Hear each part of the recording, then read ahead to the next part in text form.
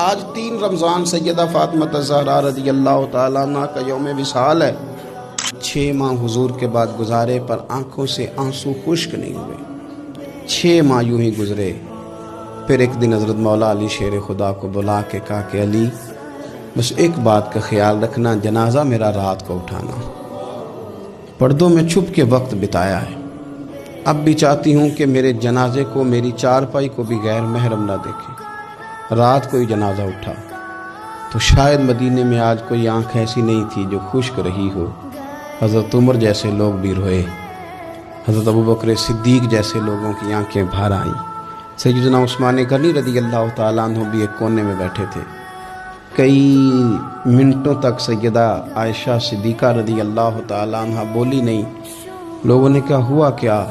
فرمانے لگی آج حضور کی تصویر کی رخصتی کی باری آئی ہے، آج تصویر حضور کی جا رہی ہے۔